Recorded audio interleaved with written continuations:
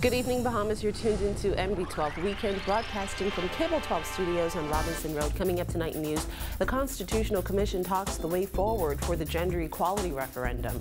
Hopes that an apology will mend the discord within the F&M. The minister responsible for web shops says expect more closures. And renewed calls for a sex offenders registry. Plus, as always, we count down the top quotes in news this week. I'm Paige McCartney. We've got those stories and more straight ahead on MB12 Weekend.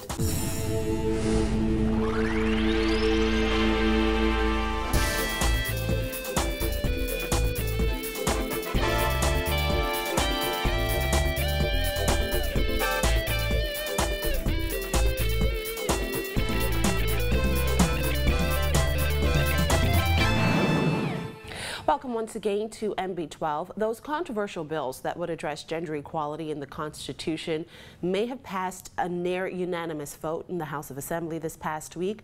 The Constitutional Commission Chairman Sean Mcweeney QC says this time between the votes in Parliament and when the questions are put to the people is what really matters.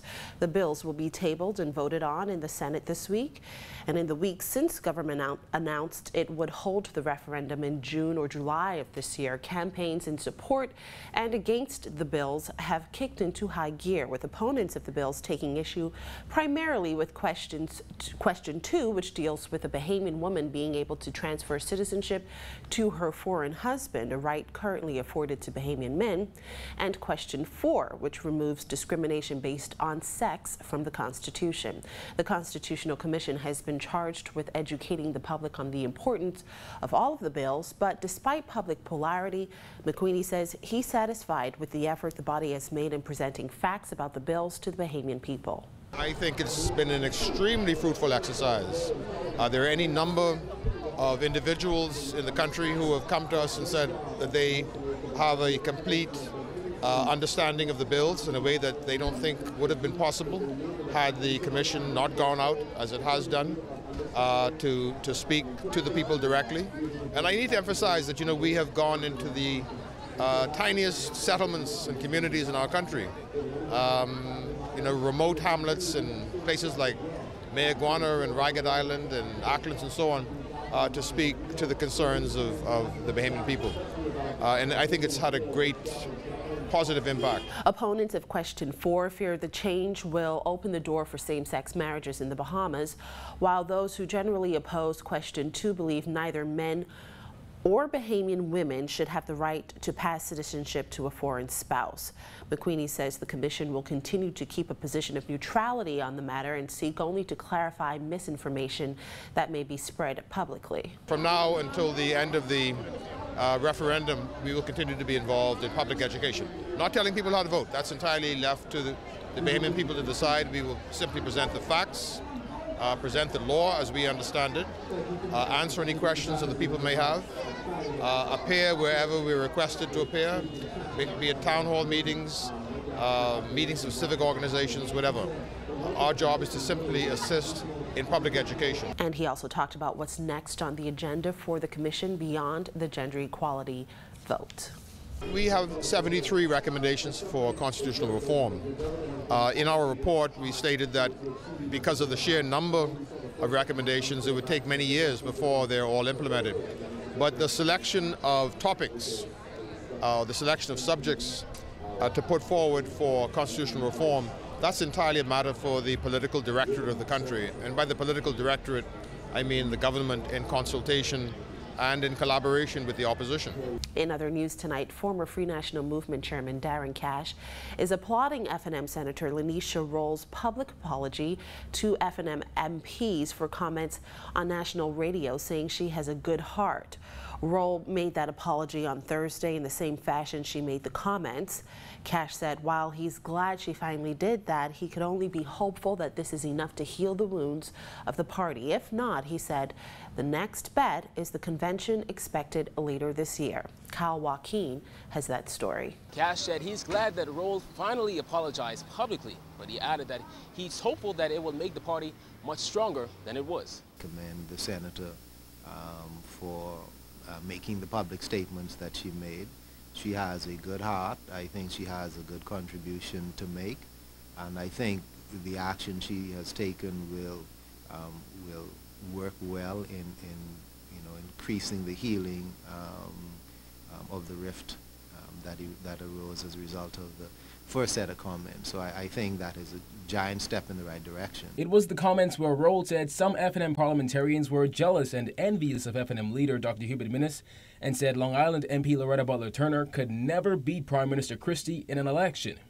While those comments sparked weeks filled with controversy surrounding an already wounded FNM, including a former cabinet minister publicly insulting Roll, Cash said he hopes her apology would be of assistance in fixing a deeply divided FNM.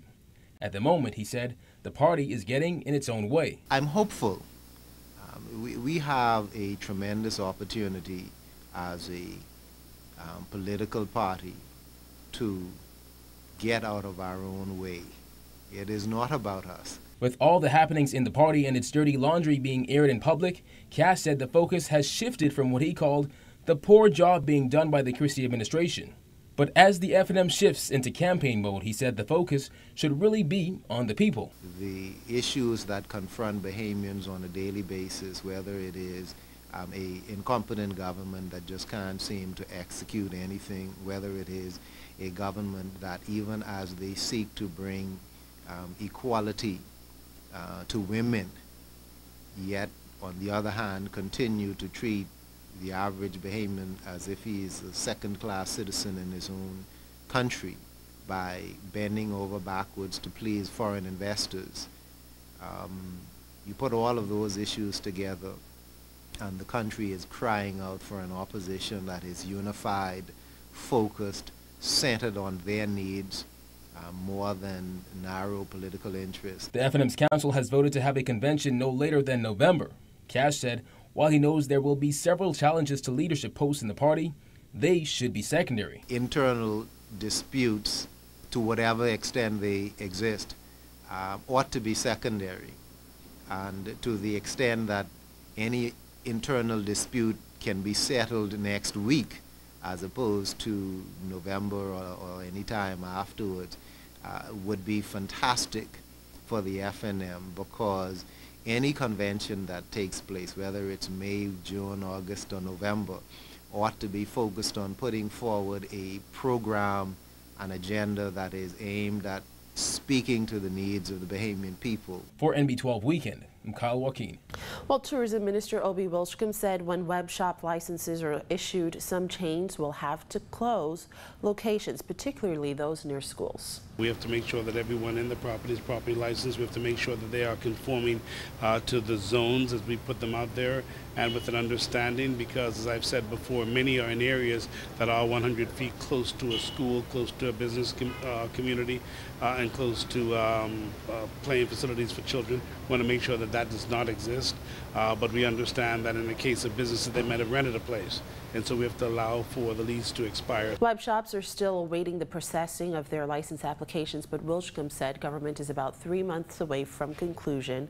But as it relates to web shops having to close their doors, the minister mentioned that web shop operators know what's coming, so he doesn't foresee it being a problem. We do, and I think they do as well, and they've been working with us. That's, if you look at the numbers now, you see many of them are closed, but they understand the school zones and communities, residential communities. I think they understand that, and I said, and I've continued to repeat myself, the gaming house operators have worked with us. They've worked with us. They want the industry to be properly regulated.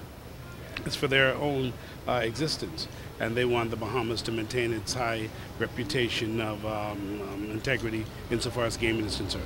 Thing the government wants to be sure of, and a reason why things are taking so long, is because they don't want to have money laundering become an issue. Now, as far as ownership disputes between web shop operators are concerned, Wilshcombe said he hasn't seen any of them before him, but there is one that the gaming board has been looking at. But the only issue that's come before us is mobiles. They're seeking that the mobile device is used. Their view is it's harmless, and they believe that with technology they should be able to utilize their mobile. So that's the only issue that we have on the table right now that they've asked us about. We're looking at, our consultants have told us to not move on that at the moment, but we can look at it down the road.